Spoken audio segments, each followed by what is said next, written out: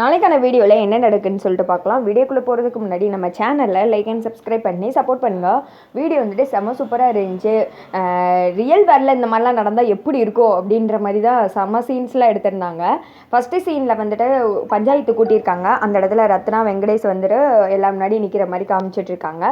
அப்போ வந்துட்டு பரணி சொல்கிறாங்க, எங்கள் வீட்டு பொண்ணு ரத்னா இங்கே நிற்கிறானே இந்த வெங்கடேஷால் ரொம்ப கஷ்டப்பட்டிருக்கா, ஏன் இந்த உலகத்தில் வாழவே வேணாம் அப்படின்னு சொல்லிட்டு சாகுற அளவுக்கு முடிவெடுத்துட்டா. அவளை கொஞ்சம் நெஞ்ச பாடாப்படுத்தியிருக்கா. அவள் இப்போ உசுரோடு இருக்கிறது காரணமே கடவுள் புண்ணியத்தால் தான் அப்படின்னு சொல்லிட்டு இருக்க.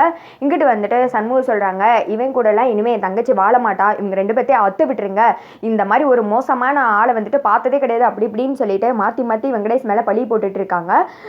அடுத்து வந்துட்டு ரத்னா வந்துட்டு சொல்கிறாங்க, ஐயா நான் வந்துட்டு இவனோட பொண்டாட்டி தானே, இவன் நல்லவன் உத்தமன்னு சொல்லிட்டு என்னெல்லாம் பேசுகிறான், ஆனால் என்னையே ஒருத்தனோட தப்பாக வச்சு எப்படிலாம் ஒரு ஃப்ரேம் நாடகம் மாதிரி கிரியேட் பண்ணியிருக்கா. இவன் கூட எந்த பொண்ணும் வாழவே முடியாது, நான் இல்லை எவளுமே உங்க கூட வாழ மாட்டாடா, உங்க கூட இனிமேல் நான் வாழ்றதுக்கு விருப்பமே கிடையாது, உங்ககிட்ட பேசுறதுக்கு ஒன்றும் கிடையாது அப்படின்னு சொல்லிட்டு தாலியாத்து வெங்கடேஷோட மூஞ்சில எரிஞ்சிடுறாங்க. வெங்கடேஷ் வந்துட்டு அப்படியே அதிர்ச்சியில் உறைஞ்சு போய் நிற்க.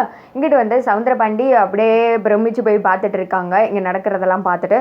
அப்போ வந்துட்டு சண்முகம் சொல்கிறாங்க, இப்போதாம்மா நீ என் தங்கச்சி, இது வந்துட்டு ஏன் தங்கச்சிக்கு மட்டும் கிடையாது, எல்லா பெண்களும் இந்த விஷயத்தில் தைரியமாக முடிவெடுக்கணும் அப்படின்னு சொல்லிட்டு பெண்களை வந்துட்டு அப்படியே தைரியமாக காட்டணும் அப்படின்ற மாதிரி ஒரு ஸ்பீச்செலாம் வந்துட்டு சண்முகம் வந்துட்டு கொடுக்குறாங்க. இப்போவாமா தைரியமாக என் வீட்டுக்கு அப்படின்னு சொல்லிட்டு இனிமேல் என் தங்கச்சியை பற்றி எவனா தப்பாக பேச அப்புறம் இருக்குது அப்படின்ற மாதிரி விறுவிறுன்னு ரத்னாவை அங்கேருந்து கூப்பிட்டு போயிடுறாங்க. இங்கிட்டு வந்துட்டு வெங்கடேஷ் அசிங்கப்பட்டு ஊருக்காரங்க முன்னாடி அப்படியே தலை குடிஞ்சு நின்றுட்டு இருக்க. சவுந்தரபாணி வந்துட்டு பார்க்குறாங்க, போட வெறும்பையிலே இப்படியே நீ சமுதாயத்துக்காக அது பேசுகிற இது பேசுகிறேன்னு சொல்லி இந்த பொண்ணோட வாழ்க்கைக்கு எடுத்து வீட்டுக்கு வந்துட்டு கூப்பிட்டு போயிட்ட, இப்படியே நீ எல்லாரையும் கூப்பிட்டு பக்கத்துலேயே வச்சுக்கோ, இதுதான் எனக்கு நல்லது, ஆனால் ஒன்று அவன் எடுக்கிற முடிவு நமக்கு சாதகமாக தான் இருக்குது அப்படின்ற மாதிரி சவுந்தரபாண்டி ஒருத்திக்கும் அப்படியே நக்கல் பண்ணிகிட்டு இருக்கா. அதோட பார்த்தீங்கன்னா வீடியோ வந்துட்டு முடிஞ்சிருது.